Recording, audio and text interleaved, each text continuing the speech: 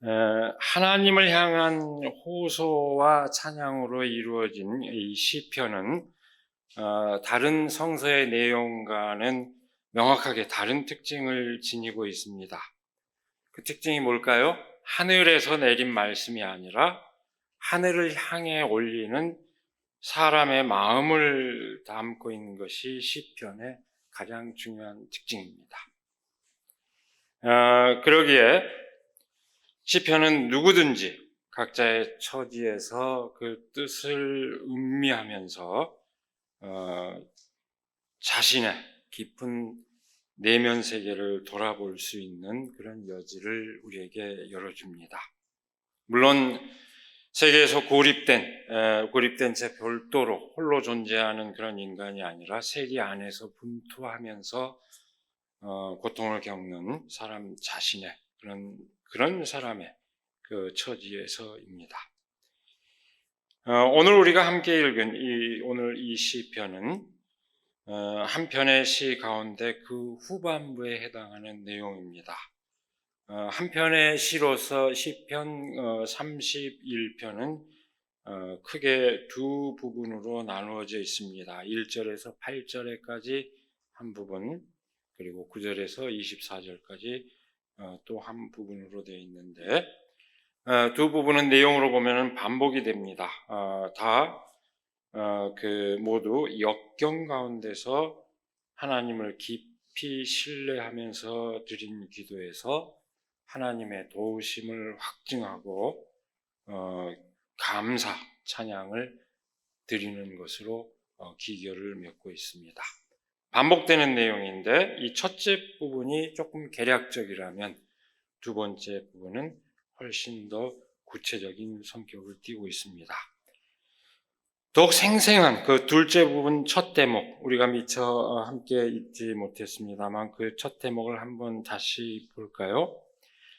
주님, 나를 긍휼히 여겨주십시오. 나는 고통을 받고 있습니다. 울다 지쳐 내 눈이 시력조차 잃었습니다. 내 몸과 마음도 활력을 잃고 말았습니다. 나는 슬픔으로 힘이 소진되었습니다. 햇수가 탄식 속에서 흘러갔습니다. 근력은 고통 속에서 말라버렸고 뼈마저 녹아내렸습니다. 나를 대적하는 자들이 한결같이 나를 비난합니다. 이웃 사람들도 나를 혐오하고 친구들마저도 나를 끔찍한 것 보듯 합니다. 거리에서 만나는 이마다 나를 피하여 지나갑니다. 내가 죽은 사람이라도 된 것처럼 나는 사람들의 기억 속에서 잊혀졌으며 깨진 그릇과 같이 되었습니다. 많은 사람이 나를 비난하는 소리가 들려옵니다. 사방에서 협박하는 소리도 들립니다. 나를 대적하는 사람들이 함께 모여 내 생명을 빼앗으려고 음모를 꾸밉니다. 9절에서 13절에 이르는 말씀입니다. 이 시편을 보고 있으면 마치 욥의 탄식을 보는 것과 같습니다. 그 내용이 뭡니까? 병고에 대해서, 몸이 병들어 있는 그로 인해서 고통을 겪고 있는 것에 더해서 적대자들로부터 비방을 겪고 심지어는 친구들로부터까지 외면을 당하는 그런 처지에 빠져서 결국은 죽음의 위협까지 겪고 있는 그런 상황에 대한 탄식입니다. 이미 죽은 것과 다름없는 처지 아니 살아있어도 죽고 싶은 마음뿐인 그런 처지에 대한 탄식입니다. 그러나 시편은 놀랍게 반전합니다. 그 절박한 상황이 절망으로 이어지지 않고 하나님에 대한 신뢰로 전환이 됩니다. 오늘 우리가 함께 읽은 마주한 14절 이하의 말씀입니다. 다시 한번 그 말씀을 음미해 보면 이렇습니다. 주님을 경외하는 사람에게 주시려고 주님께서 마련해 두신 복이 어찌 그리도 큰지요. 주님께서는 주님께로 피하는 사람들에게 복을 베푸십니다. 사람들이 보는 앞에서 복을 베푸십니다. 주님은 그들을 주님의 날개 그늘에 숨기시어 거짓말을 지어 헐뜯는 무리에게서 그들을 지켜주시고 그들을 안전한 곳에 감추시어 말다툼하는 자들에게서 건져주셨습니다. 주님, 내가 주님을 찬양합니다. 내가 포위당했을 때 주님께서 나에게 놀라운 은총을 베푸셨기에 내가 주님을 찬양합니다. 내가 포위되었을 그때 나는 놀란 나머지 내가 이제 주님의 눈밖에 났구나 생각하며 좌절도 했지만 주님께서는 내가 주님께 부르짖을 때에는 내 간구를 들어주셨습니다. 주님을 믿는 성도들아, 너희 모두 주님을 사랑하여라. 주님께서 신실한 사람은 지켜주시니 거만한 사람은 가차없이 벌하신다. 주님을 기다리는 사람들아, 힘을 내어라, 용기를 내어라. 여러분, 시편 전체를 한번 음미해 보시기 바랍니다. 이 시편, 특히 이 31편은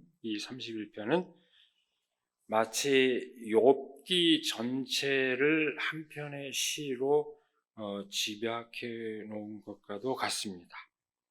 어떤 시를, 우리가 널리 애송되는 어떤 그런 시를 포함해서 어떤 시를 대할 때도 다 마찬가지이지만 그 놀라운 반전을 우리는 그저 논리적인 분석으로 그 뜻을 헤아릴 수는 없습니다. 그 절망스러운 상황 가운데서 어떻게 하나님을 신뢰하며 감사와 더불어 용기를 얻게 되는지 그 마음을 헤아리는 것이 더 중요할 것입니다. 제가 오늘 이 시편 9절에 대해서 일일이 어떤 분석적인 해설을 덧붙이기보다는 그대로 반복해서 다시 음미해보는 그 이유이기도 합니다. 오늘 저는 이 시편의 그 주인공의 마음을 헤아려 보기 위해서 또 하나의 시적 고백을 그대로 겹쳐서 음미해 보고자 합니다. 유명한 디트리 본헤퍼 목사님의 고백입니다. 역시 제가 그대로 옮겨드리겠습니다. 예수 그리스도 주님은 저처럼 가난하고 비천했으며 옥에 갇히고 동무들에게까지도 버림받았습니다. 주님은 인간들의 모든 비통함을 아십니다. 제 안에, 제 고독 안에 주님이 계십니다. 그 누구도 제 편이 되지 않을 때 저와 함께 해주시고 저를 잊지 말고 찾아주십시오. 주님은 제가 주님을 알고 주님께로 향하기를 바라십니다. 주님, 저는 주님의 음성을 듣고 따르오니 도와주십시오. 우리가 오늘 본 시편 31편과 그대로 겹치며 공명하고 있는 그런 고백입니다. 본헤퍼 목사가 히틀러 암살 계획에 가담했다는 이유로 감옥에 갇혀 있던 1944년에 기록한 그런 시입니다. 감옥에 갇힌 이의 심정이 아주 절절하게 드러나 있는 그런 현대의 시편입니다. 여러분, 우리가 잘 알고 있을까요?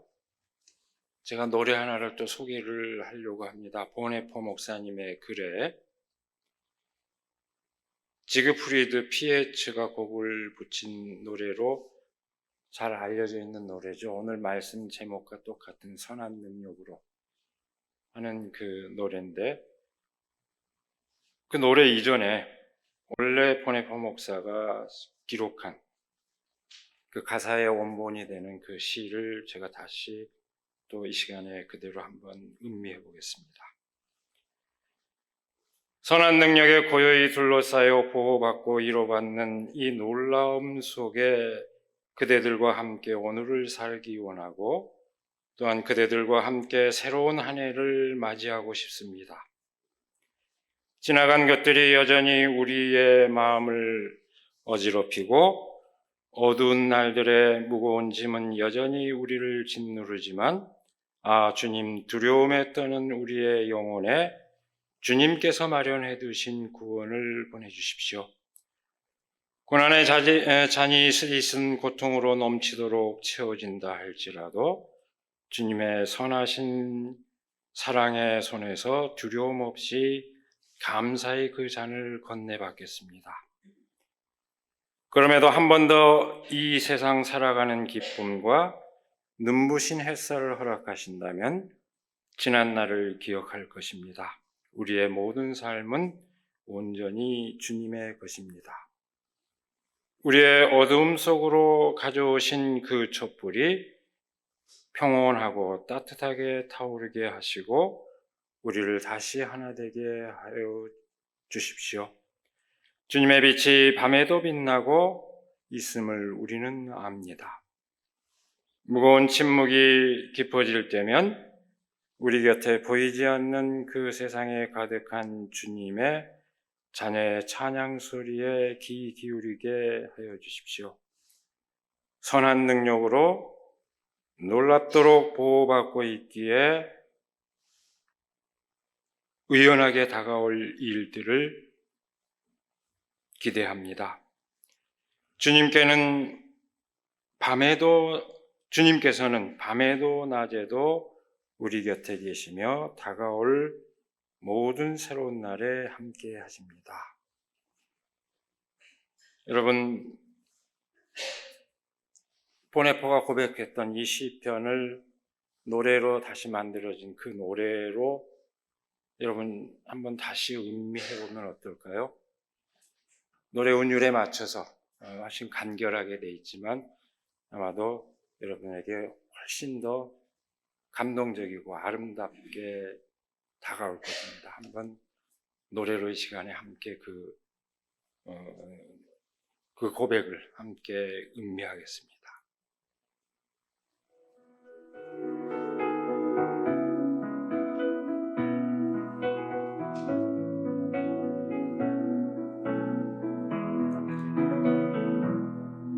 그 선한 힘에 고요히 감사하여 그 놀라운 평화를 누리며 나 그대들과 함께 걸어가네. 나 그대들과 한 해를 여네. 지나간 허물 어둠의 날들이 무겁게 내 영혼 짓눌러도 주여 우릴 외면치 마시고 약속의 구원을 이루소서.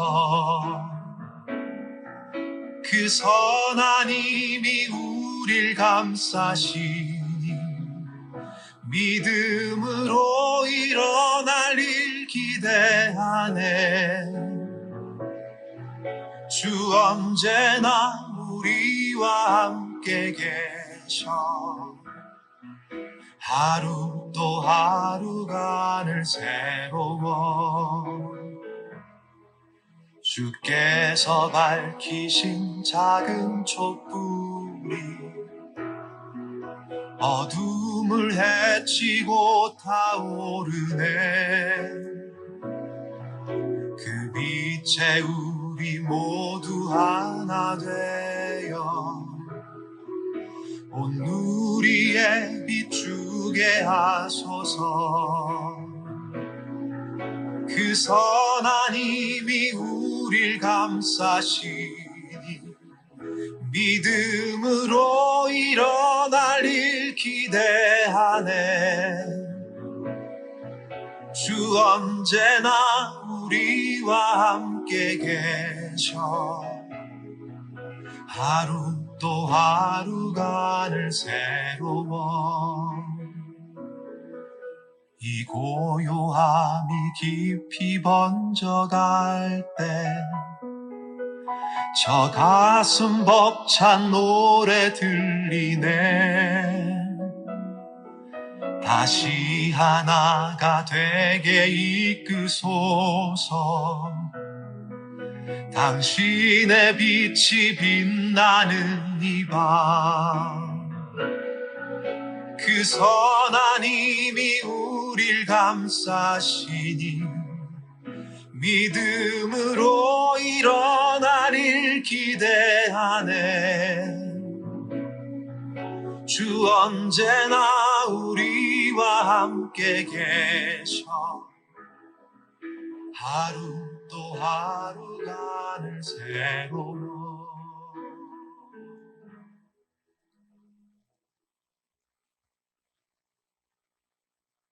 독일어로 소개할까 하다가 아마 듣기에 우리말로 된 게 쉽게 이해하고 공부하기 쉬울 것 같아서 우리말로 들려드렸습니다.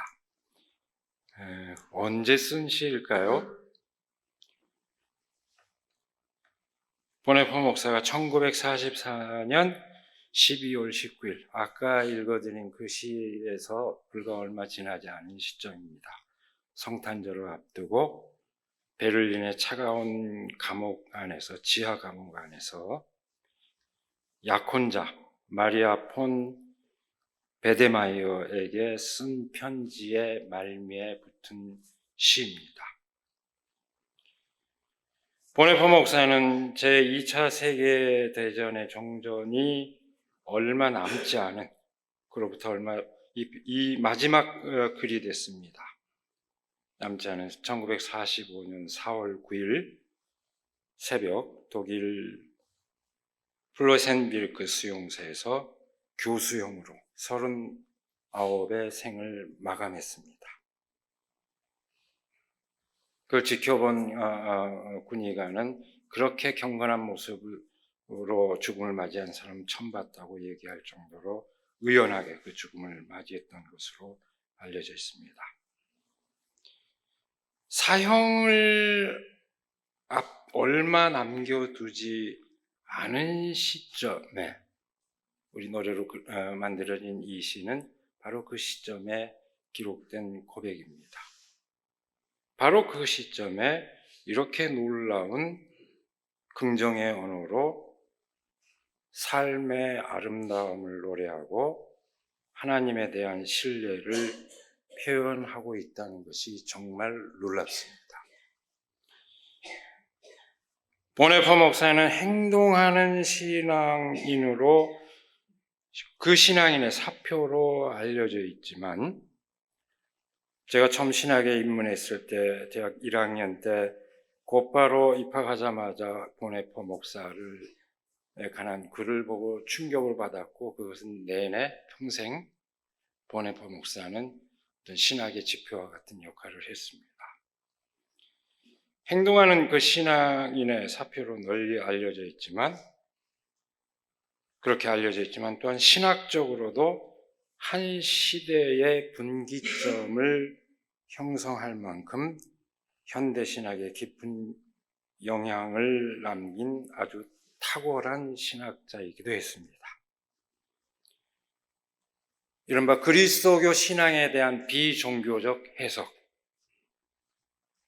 그 해석은 오늘의 신학에 끼친 영향이 지대합니다. 현대신학은 이 보네포 신학을 비켜서서 성립이 되지 않을 정도로 지대합니다. 한마디로 얘기해서 예수 그리스도의 삶과 죽음의 의미를 뭐라고 얘기했느냐? 타자를 위한 존재로서 그 의미를 해석한 것이 그 요체입니다. 이렇게 한두 마디로 요약이 되지 않습니다. 사실은. 하지만 그 요체를 얘기하자면 그렇습니다. 목사로서 어떻게 히틀러 암살 계획에 동참할 수 있었느냐? 한 사람의 그렇게 질문한 사람에 대한 보네포 목사의 답은 아주 유명합니다. 만일 어떤 미친 사람이 자동차를 몰고 사람이 걸어다니는 보도일을 달리기 시작했다면 나는 목사로서 그 자동차에 희생된 사람의 장례를 치르고 그 친족들을 위로하는 것으로 내 임무를 다했다고 생각할 수 없을 것입니다. 내가 그 장소에 있었다면 나는 그 자동차를 빼앗아 타고 그 미친 사람에게서 핸들을 빼앗아야 할 것입니다. 아주 유명한 이야기입니다. 보네포 목사는 짧은 생애를 살았지만 몇 가지 일화로 이렇게 집약할 수 없을 만큼 아주 풍요로운 삶을 살았고 아주 놀라운 족적을 남겼습니다. 뛰어난 신학자로서 후학들을 가르치는 일로 자족할 수 있었고 그것도 광란의 독일 정치 현장을 벗어나서 안전한 영국이나 미국에서 목회자로서 또는 교수로서 신학자로서 충분히 삶을 이어갈 수도 있었습니다. 그러나 자기가 마땅히 나서야 할 자리에 나섰던, 미국에 있는 몇 개월 동안 그렇게 마음을 불편할 수 없어서 다시 고국으로 돌아갔던 그런 사람입니다. 고국으로 돌아가서 모든 교회가 정치 권력과 타협했을 때, 나치에 타협했을 때 그 정치 권력과 타협하지 않은 고백교회 운동을 주도했고 그 고백교회 목회자를 양성하는 신학교에서 후학들을 가르치면서 분투했습니다. 그리고 그 현장에서 내놓은 그의 모든 저작은 지금까지도 신학자들이 계속해서 참조하고 있는 현대 신학의 모든 저술이 다 고전이 되었습니다. 그만큼 그 영향은 지대합니다. 오늘 시편을 마주하면서 그분의 삶을 환기하는 뜻은 절망할 수밖에 없는 삶의 현실에서 도대체 어떻게 하나님을 신뢰하며 삶의 희망을 노래할 수 있을까 하는 것을 헤아려 보기 위해서입니다. 아마 이렇게 겹쳐서 얘기한 바람에 혹시 여러분들 가운데는 이런 의문이 들지도 모릅니다. 그것은 역시 비범한 사람들에게나 가능한 것이라고 생각할지 모릅니다. 만일 우리가 그렇게 생각한다면 오늘 우리가 함께 나눈 이 시편 31편으로부터 아무것도 얻지 못합니다. 만약에 그것은 역시 비범한 사람들에게나 가능한 일이라고 한다면 뿐만 아니라 우리는 성경으로부터도 아무것도 얻을 것이 없습니다. 오늘 본문에 해당하는 시편은 다윗의 노래라고 되어 있지만 사실은 그 표제가 붙기 이전에 이 노래는 평범한 민중의 노래였습니다. 또한 더불어서 이 노래가 끊임없이 애송되었던 까닭도 그것이 평범한 사람들이 겪어야 했던 그 삶의 정황을 그대로 드러내주고 있기 때문입니다. 다시 한번 거듭하지만 그 노래의 의미는 어떤 논리적 사변으로도 분석하기 어렵습니다. 저마다 겪을 수 있는 삶의 체험과 확신을 빼놓고서는 이해할 수 없는 노래입니다. 시편 기자가 채록해 놓은 이 노래를 마주하면서 오늘 우리는 저마다 자신의 삶을 돌아볼 수 있기를 바랍니다. 고통스럽고 절망스러운 상황 가운데서 하나님을 찾는 의미를 깊이 새겨보기를 바랍니다. 그 상황 가운데서 우리가 하나님을 부를 수 있다면 고통스럽고 절망스러운 그 상황 가운데서 우리가 하나님을 부를 수 있다면 우리는 자기만의 유폐된 절망의 감옥에서 결코 갇혀 있는 것이 아닙니다. 하나님을 부르는 것은 그 감옥으로부터의 탈출을 뜻하며 다른 사람에게 도움의 손길, 연대의 손길을 요청하는 것입니다. 여러분, 교회 안에서 그 목소리를 외치는 것에 대해서 주저하지 마시기 바랍니다. 나의 고통을 누군가에게 얘기하고 나의 어려움을 얘기하는 것에 대해서 주저하지 마시기 바랍니다. 또한 더불어서 그 목소리가 우리 곁에 들려올 때 그 목소리를 거부하지 않기를 바랍니다. 언제나 하나님의 선한 능력을 믿으면서 새로운 시간을 맞이하는 우리 모두가 되기를 시간에 간절히 기원합니다. 기도하겠습니다. 우리에게 복된 날을 허락하여 주시고 또 나날이 새롭게 맞이하는 시간을 맞을 수 있는 그 용기를 주신 것을 감사드립니다. 우리는 살아가면서 기쁨보다는 슬픔을, 오히려 그 고통스러운 삶의 현실을 더 깊이 체감하면서 살아갑니다. 그러나 우리가 좌절하지 않고 절망하지 않고 나아갈 수 있는 그 힘이 무엇인지 우리가 깊이 새길 수 있도록 하나님 인도하여 주시옵소서. 절망 가운데서, 고통 가운데서 하나님을 부를 수 있는 용기를 허락하여 주시고 또 타인의 따뜻한 손길을 기대하는 그 호소를 외칠 수 있는 그 용기를 주셔서 서로가 서로를 부르며 손을 붙잡고 나아갈 수 있는 저희들이 될 수 있도록 하나님 함께하여 주시옵소서. 또한 더불어서 그 소리를 외치는 그 누군가의 목소리를 우리가 외면하지 않고 그 손을 붙잡을 수 있도록 하나님 함께하여 주시옵소서. 진정으로 주님께서 우리에게 베푸시는 그 선한 능력을 믿으며 우리가 맞이하는 시간 속에서 우리의 삶을 꿋꿋하게 살아갈 수 있도록 하나님 우리를 인도하여 주시옵소서.